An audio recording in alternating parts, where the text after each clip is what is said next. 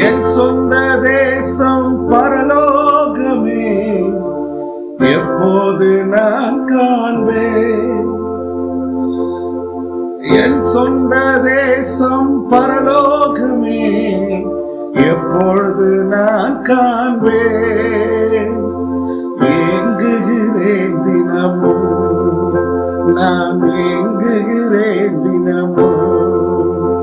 பரலோகம்தான் என் பேச்சு, பரிசுத்தந்தான் என் மூச்சு.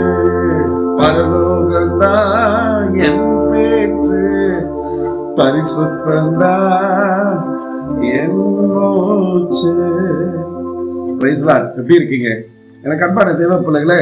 பிலிப்பியர் 3:20 இப்படி சொல்லுது, நம்முடைய குடியிருப்போ பரலோகத்தில் இருக்கிறது, அங்கே இருந்து கர்த்தராகிய இயேசு கிறிஸ்து என்னும் இரட்சகர் வர எதிர்பார்த்து காத்திருக்கிறோம் என்று சொல்லப்படுகிறது. எனக்கு அன்பான தெய்வ பிள்ளைகளே, காட்டு மிருகங்கள், பறவைகள் எதுவுமே தன்னுடைய உறவுகளை குறித்து மேன்மை பாராட்டுவதே இல்லைங்க.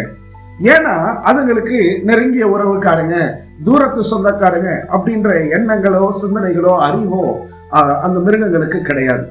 அந்த மிருகங்கள் இருக்கைகளுக்கும் பதவிகளுக்கும் பொறுப்புகளுக்கும் அவர்கள் போட்டி பொறாமை கொள்வது கிடையாது. பாருங்களேன், ஒரு ஊழியக்காரர் தன்னுடைய ஊரிலிருந்து தூத்துக்குடி மாவட்டத்திற்கு ஊழியத்திற்காக பிரயாணப்பட ஒரு பஸ்ல ஏறினார்.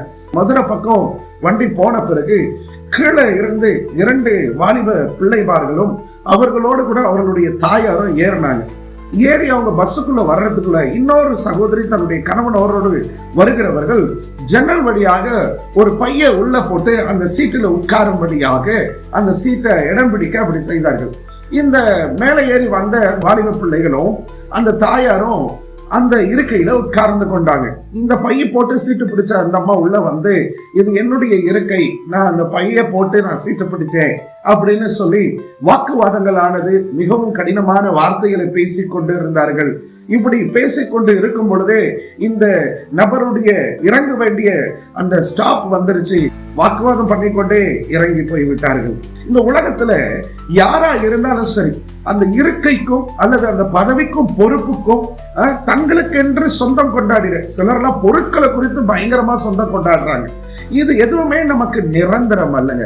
உங்களுக்கும் எனக்கும் ஆண்டவர் ஒரு பெரிய பாக்கியத்தை கொடுத்திருக்கிறார். இந்த காலை வேளையில உங்களுக்கு நான் இப்படி சொல்லி ஆசீர்வதிக்கிறேன்.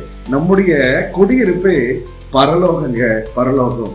அதை எதிர்பார்த்து காத்திருக்கிறவர்களுக்கு கர்த்தர் இந்த பூமியில மன நிறைவா, சந்தோஷமா, ஆசீர்வாதமா வைப்பார். God bless you.